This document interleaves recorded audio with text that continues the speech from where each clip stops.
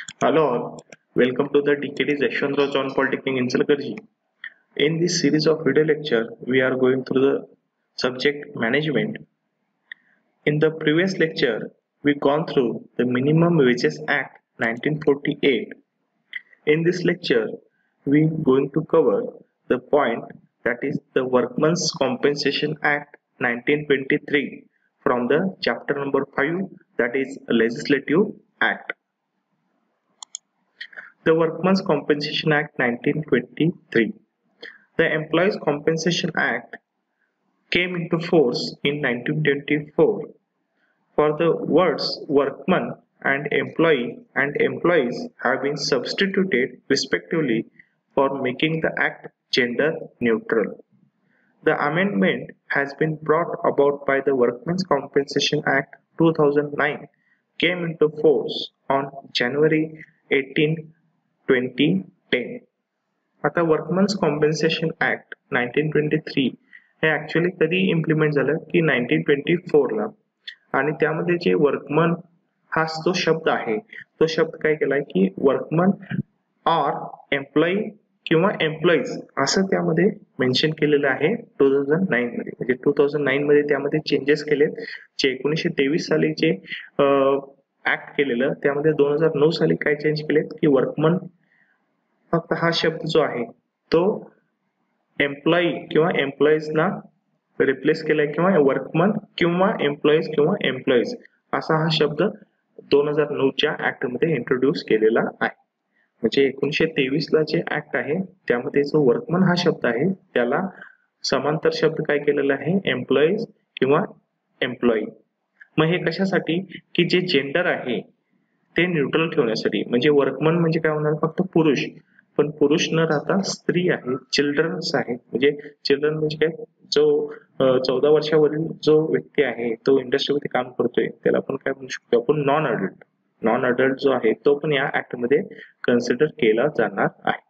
आता कॉम्पेन्सेशनचा अर्थ काय की कॉम्पेन्सेशन मीन्स काय की समजा एक वर्कर कंपनीमध्ये काम करतोय आणि काम करत असताना त्याला इंजरी झाली किंवा ऍक्सिडेंट झाला आणि त्यामध्ये त्याला इंजरी झाली, त्याला त्याचा प्राण गमवावा लागला, तर या केसमध्ये जो एम्प्लॉयर आहे किंवा जो मालक आहे तो काय करणार आहे त्या वर्करला कॉम्पेन्सेशन देणार आहे in the form of money.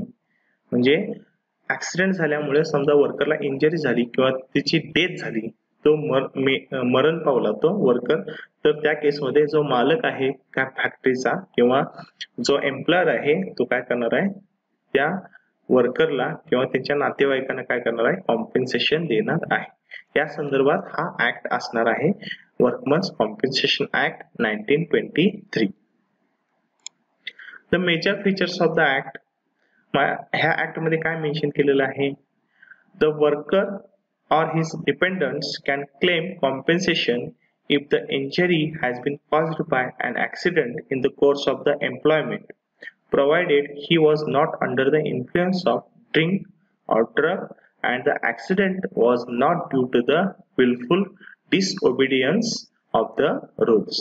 Means आता जो कॉम्पेन्सेशन मिळणार आहे वर्करला तो कुठल्या केसमध्ये मिळणार आहे की इंजरी झाली, काम करत असताना जर ऍक्सिडेंट झालं आणि ऍक्सिडेंटमुळे इंजरी झाली किंवा त्याचा डेथ झालं तर त्या केसमध्ये त्या वर्करला किंवा त्यांच्या डिपेंडंट्स. आता डिपेंडंट्स म्हणजे काय जी व्यक्ती त्या वर्करच्या इन्कम वरती जगत असते, ठीक आहे, जी व्यक्ती त्या वर्करच्या इन्कम वरती जगत असते त्याला काय म्हणणार डिपेंडंट. ठीक आहे. म्हणजे समजा वर्करला इंजरी झाली किंवा त्याची डेथ झाली तर वर्कर किंवा त्यांचे जे डिपेंडंट्स आहेत ते कॉम्पेन्सेशन साठी अप्लाय करू शकतात किंवा क्लेम करू शकतात. पण जे ऍक्सिडेंट झालेलं आहे फॅक्टरीमध्ये जर ते ऍक्सिडेंट या वर्करच्या चुकीमुळे झाला असेल, चुकीमुळे म्हणजे समजा वर्कर ड्रिंक करून आला फॅक्टरीमध्ये आणि ड्रिंक करून काम करतोय किंवा ड्रग घेत असेल किंवा समजा तो वरिष्ठ जे सुपरवायझर आहे त्याच्यापेक्षा वरिष्ठ जे सुपरवायझर आहे त्यांनी जसं काम सांगितले त्या पद्धतीने न करता त्यांचं काम न ऐकता वेगळ्या पद्धतीने काम करत असेल आणि त्या केसमध्ये समजा ऍक्सिडेंट झालं तर त्याला कुठल्याही प्रकारचं वर्करला कॉम्पेन्सेशन मिळणार नाही. ठीक आहे. The amount of compensation depends upon the result of the injury and the nature of disablement. All fatal accidents are to be brought to the notice of the commissioner, and the employer shall deposit the amount of compensation with him within the 30 days. मग आता amount of compensation कशावरती depend असणार आहे की injury कुठल्या टाईपची झालेली आहे. आता इंजरी कशी असते की टेम्पररी असते, परमनंट असते. समजा हात मोडला याचा अर्थ काय झाला की प्लास्टर घातलं त्या हाताला आणि तो थोड्या दिवसानंतर बरा झाला, त्याला काय म्हणणार टेम्पररी. आणि परमनंटचा अर्थ काय की समजा हातच तुटून गेला तर त्याला काय म्हणणार परमनंट डिसॅबिलिटी. म्हणजे ह्या टाईपचे जे ऍक्सिडेंट आहेत, परमनंट इंजरी झाली किंवा टेम्पररी इंजरी झाली, त्यानुसार त्याला कॉम्पेन्सेशन मिळणार आहे. जर ऍक्सिडेंट मध्ये फॅटल ऍक्सिडेंट झालं, आता फॅटल मीन्स काय की त्या ऍक्सिडेंट मध्ये त्याचा प्राणघातक ऍक्सिडेंट किंवा प्राण गेला, तर त्या केसमध्ये जो एम्प्लॉयर आहे त्यानं एम्प्लॉयरने काय करायचं आहे, त्या संदर्भात जे ऍक्सिडेंट झालेलं आहे फॅक्टरीमध्ये त्या संदर्भात एक नोटीस कमिशनरला द्यायची आहे.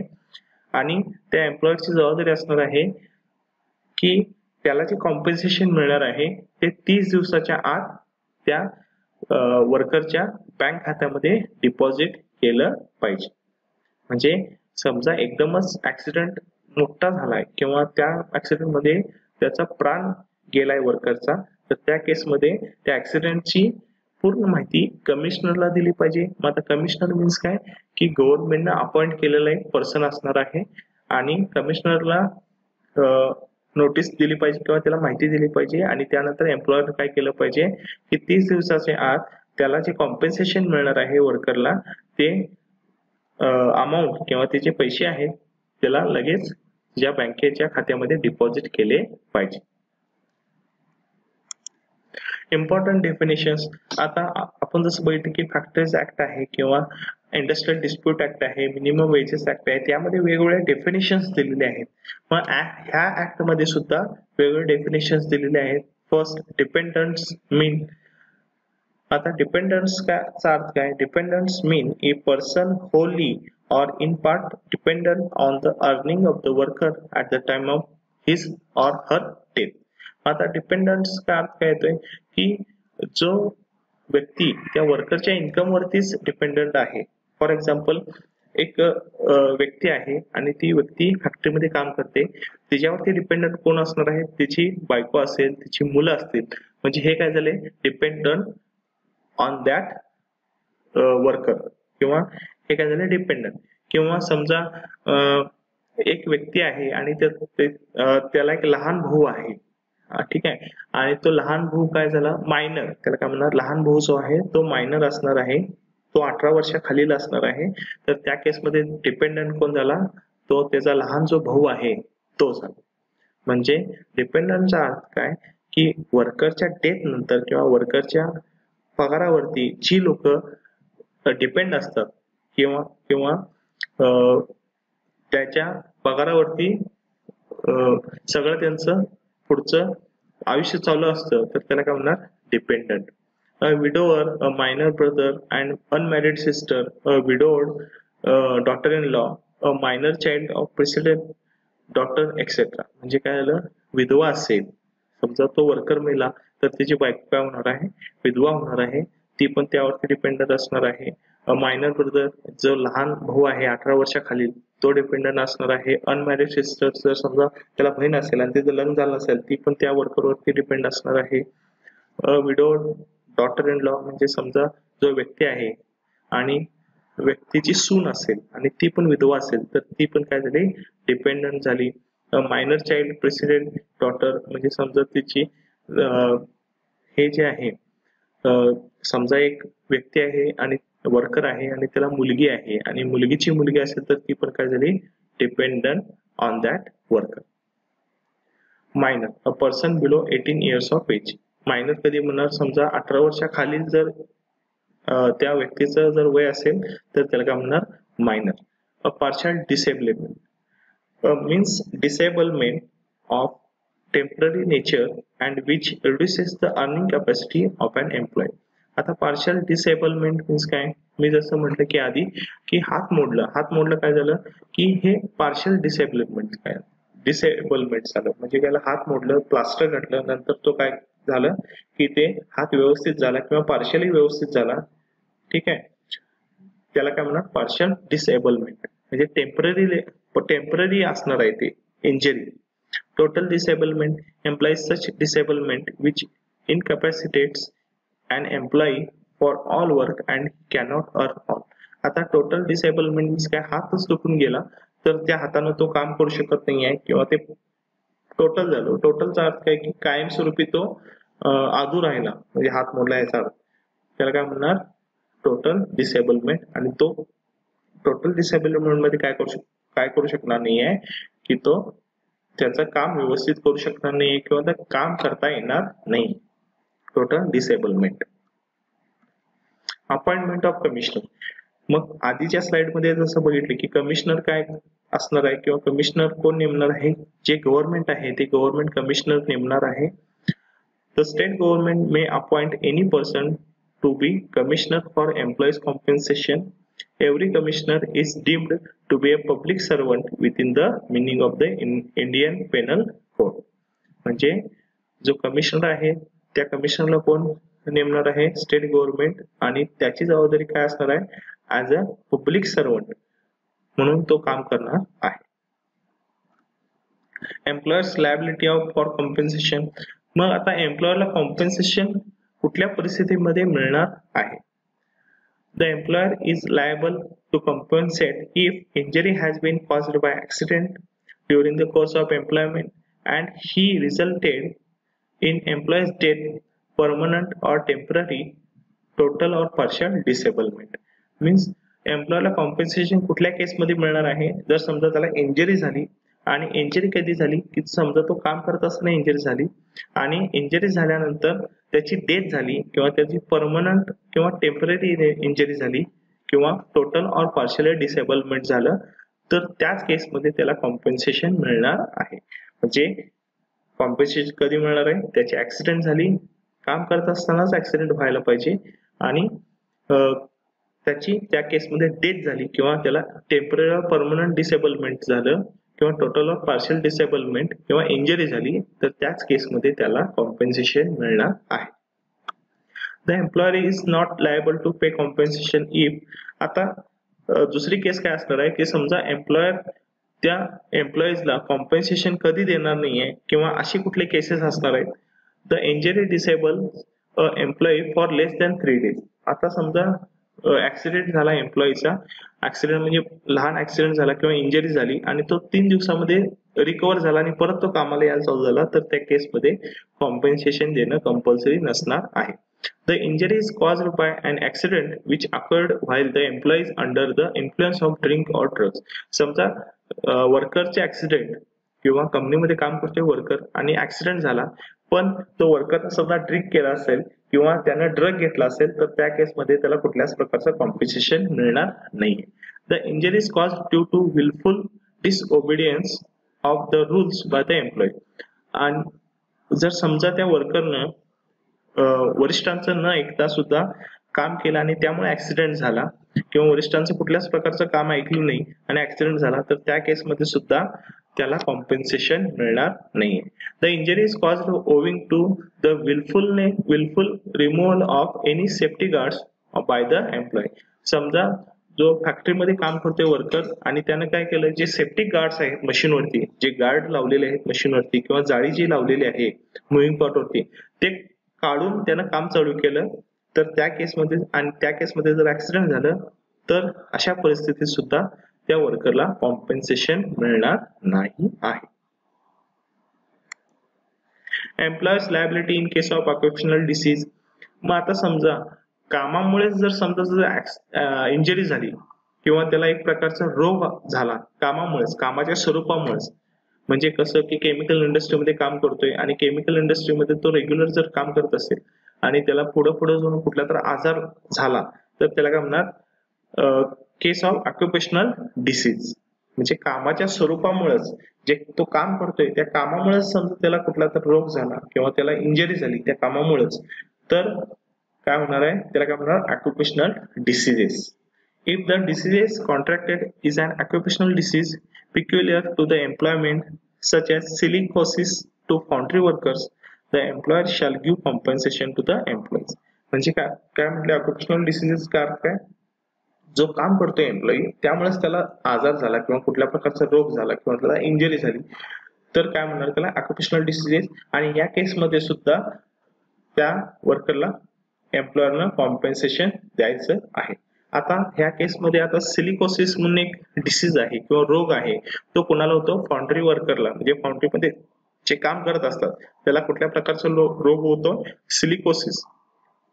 मग या प्रकारच्या कामगारांना किंवा या प्रकारच्या इंडस्ट्रीमध्ये जे कामगार काम करतात त्याला सुद्धा कॉम्पेन्सेशन मिळणार आहे. Distribution of compensation. आता कॉम्पेन्सेशन वर्करला कुठल्या पद्धतीने द्यायचं आहे. The payment of compensation in respect of death of an employee or under the legal disability shall be deposited by the employer with the commissioner. म्हणजे काय असणार आहे, समजा वर्करची डेथ झाली किंवा त्याला इंजरी झाली, मग त्याला जे कॉम्पेन्सेशन मिळणार आहे एम्प्लॉयर कडनं किंवा मालकाकडून, तर ते कुठल्या थ्रू द्यायचं आहे, कमिशनरला, कमिशनरच्या थ्रू त्या एम्प्लॉईला द्यायचं आहे. म्हणजे तो जो मीडिएटर म्हणून काम करणार आहे, ठीक आहे, मीडिएटर म्हणजे कोण झाला, की कमिशनर, की कमिशनरच्या थ्रूच त्याला कॉम्पेन्सेशन द्यायचं आहे, डायरेक्टली द्यायचं नाहीये. कॉम्पेन्सेशन कुणाच्या थ्रू द्यायचं आहे, कमिशनरच्या थ्रूच द्यायचं आहे. Employer should not make payment of compensation directly, नाही तो डायरेक्टली एम्प्लॉयरला कॉम्पेन्सेशन देणार नाही. An employer of a course can give advance to any dependent on account of compensation. मग आता एम्प्लॉयर काय करू शकतो की थोडं अमाऊंट ऍडव्हान्स म्हणून एम्प्लॉयला देऊ शकतो. ठीक आहे, समजा इंजरी झाली आणि त्याला दवाखान्याचा खर्च जो आहे तो थोडा ऍडव्हान्स म्हणून त्या एम्प्लॉयला देऊ शकतो. ठीक आहे. The commissioner, after deducting this advance, may allot the entire amount of the compensation to any one of dependent. मग आता जो ऍडव्हान्स दिलेला आहे तो ऍडव्हान्स कट करून कमिशनर काय करणार आहे, जी राहिलेली जी अमाऊंट आहे ती अमाऊंट एम्प्लॉईला देणार आहे. म्हणजे काय केलं की एकतर काय असणार आहे, जो मालक आहे किंवा एम्प्लॉयर आहे तो डायरेक्टली कॉम्पेन्सेशन एम्प्लॉयला देणार नाहीये, तो कमिशनरच्या थ्रूच एम्प्लॉयला मिळणार आहे. दुसऱ्या केसमध्ये समजा एम्प्लॉईला किंवा जो कामगार आहे त्याला ऍडव्हान्स पैसे पाहिजे असतील इलाजासाठी किंवा दवाखान्यासाठी, तर तो जो मालक आहे तो त्याला ऍडव्हान्स म्हणून देऊ शकतो. पण जी राहिलेली जी अमाऊंट आहे कॉम्पेन्सेशन मध्ये, जी राहिलेली जी अमाऊंट आहे ती अमाऊंट कुठल्या थ्रू जाणार आहे, कमिशनरच्या थ्रूच जाणार आहे. म्हणजे समजा 50,000 रुपये कॉम्पेन्सेशन वर्करला द्यायचं असेल मालकाकडून आणि समजा त्यानं 10,000 रुपये ऍडव्हान्स त्या कामगाराला दिलं, तर राहिलेली जी 40,000 अमाऊंट आहे ती अमाऊंट काय असणार आहे, ती अमाऊंट कमिशनरच्या थ्रूच त्याला एम्प्लॉयला मिळणार आहे. म्हणजे कॉम्पेन्सेशन जे आहे ते डायरेक्टली जो मालक आहे तो कामगारला देऊ शकत नाहीये. ऍडव्हान्स देऊ शकतो पण सगळी जी अमाऊंट आहे कॉम्पेन्सेशनची तो डायरेक्टली देऊ शकत नाहीये. कुठल्या थ्रू देणार आहे, कमिशनरच्या थ्रूच देणार आहे. Notice and claims of accidents. मग आता ऍक्सिडेंट झाला, मग ऍक्सिडेंट झाला म्हणजे इंडस्ट्रीमध्ये ऍक्सिडेंट झाला तर त्या प्रकारचं नोटीस किंवा त्या ऍक्सिडेंट झाल्यानंतरची इंजरी होणार आहे त्या इंजरी साठीचे क्लेम करणार आहे कॉम्पेन्सेशन साठी, ते कसं करणार आहे. And employee injured in an accident should first of all give in writing a notice to the accident to the employ. म्हणजे समजा इंडस्ट्रीमध्ये ऍक्सिडेंट झालं तर त्या कामगारांना काय करायचं आहे की एक नोटीस द्यायची आहे की ऍक्सिडेंट झालेला आहे, या प्रकारची एक नोटीस कुणाला द्यायची आहे, एम्प्लॉयर किंवा जो मालक आहे त्याला त्या कामगारांना द्यायचं आहे. The purpose of giving notice is to enable the employer to check the facts of the accident and also enable the employee to take steps to mitigate the consequence of the accident. आता या notice द्यायच्या मागचं कारण काय असणार आहे की जो एम्प्लॉयर आहे किंवा मालक आहे तो चेक करणार आहे की ऍक्सिडेंट इंडस्ट्रीमध्ये झालेला आहे काय, ऍक्सिडेंटच्या मागची कारण काय आहेत.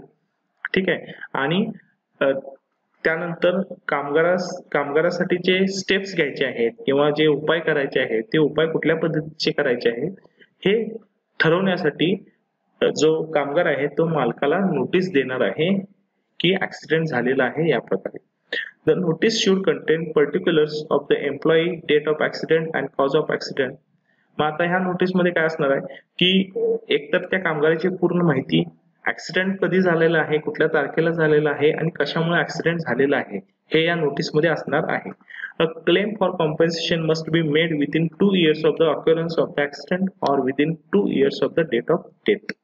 म्हणजे आता क्लेम जे करणार आहे कॉम्पेन्सेशन साठी वर्करनं ते कधी करायचं आहे की 2 वर्ष ऍक्सिडेंट झाल्यानंतर 2 वर्षाच्या आतच करायचं आहे.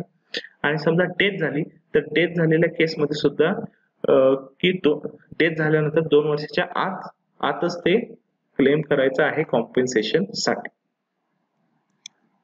Medical examination. आता समजा इंडस्ट्रीमध्ये ऍक्सिडेंट झाला, कामगारचा ऍक्सिडेंट झाला आणि त्यानं नोटीस दिली, कुणाला, मालकाला किंवा एम्प्लॉयरला काय केली, नोटीस दिली. तर त्या नोटीसच्या आधारे तो एम्प्लॉयर किंवा जो मालक आहे तो काय करू शकतो, मेडिकल एक्झामिनेशन करू शकतोय त्या एम्प्लॉईचं किंवा त्या कामगाराचं. काय करणार होतं, मेडिकल एक्झामिनेशन करणार आहे की ऍक्सिडेंट कुठल्या प्रकारचा झालेला आहे, ऍक्सिडेंट फॅक्टरीमध्येच झालेला आहे का, आणि त्या ऍक्सिडेंटचं प्रमाण किंवा त्या इंजरीचं जे तीव्रता आहे ते तीव्रता किती आहे हे बघण्यासाठी तो एम्प्लॉयर काय करू शकतो, मेडिकल एक्झामिनेशन करू शकतो त्या कामगाराचं. And injured employee who has submitted a notice shall present himself for the medical examination if the employer wants. म्हणजे जो एम्प्लॉयर आहे किंवा मालक आहे तो काय करू शकतो, त्या कामगाराचं मेडिकल चेकअप किंवा मेडिकल एक्झामिनेशन करणार आहे. Such an offer by the employer must be free of charge and within 3 days from the time at which service of the notice has been affected. मग आता समजा की ही जी मेडिकल एक्झामिनेशन आहे ती काय असणार आहे, फ्री ऑफ कॉस्ट असणार आहे आणि ती जी एक्झामिनेशन आहे ती 3 दिवसाच्या आत त्याला त्या कामगाराला करून घ्यायची असणार आहे. म्हणजे 3 दिवसाच्या आत, म्हणजे समजा कामगारने काय केलं, नोटीस दिली ऍक्सिडेंटची आणि त्या मालकाने काय केलं की मेडिकल एक्झामिनेशन करण्यासाठी त्याला सांगितलं, तर त्या मेडिकल एक्झामिनेशन त्यावर कामगारनं 3 दिवसाच्या आत करायचं आहे. If an employee does not present for medical examination, his right for compensation shall be suspended. मग आता समजा त्या मेडिकल एक्झामिनेशन साठी तो प्रेझेंट राहिला नाही किंवा त्या कामगाराने मेडिकल एक्झामिनेशन करून घेतलं नाही तर त्याला कॉम्पेन्सेशन मिळणार नाहीये किंवा कॉम्पेन्सेशनचा जो निर्णय आहे तो काय असणार आहे, लांबणीवर जाणार आहे. And he will get full compensation only after the provide sufficient cause for not presenting himself for the medical examination. मग समजा कॉम्पेन्सेशन लांबणीवर गेलं तर त्या कामगाराला जर समजा कॉम्पेन्सेशन पाहिजे असेल तर मेडिकल एक्झामिनेशन साठी तो प्रेझेंट का राहिला नाही याच्या मागचं कारण त्याला द्यायला लागणार आहे, तरच त्याला काय मिळणार आहे, कॉम्पेन्सेशन मिळणार आहे. म्हणजे कॉम्पेन्सेशन लांबणीवर का जाणार आहे, समजा तो मेडिकल एक्झामिनेशनला जर प्रेझेंट राहिला नाही किंवा तो मेडिकल एक्झामिनेशन करून घेण्यासाठी तिथं आला नाही तर त्याचं जे कॉम्पेन्सेशन आहे ते लांबणीवर पडणार आहे. आणि कॉम्पेन्सेशन जर मिळायचं असेल, कामगारला पाहिजे असेल तर त्यानं काय केलं पाहिजे की त्या मेडिकल एक्झामिनेशनला त्यांना तो उपस्थित का राहिला नाही त्याच्या मागचं कारण द्यायला पाहिजे, त्याच केसमध्ये त्याला कॉम्पेन्सेशन मिळणार आहे.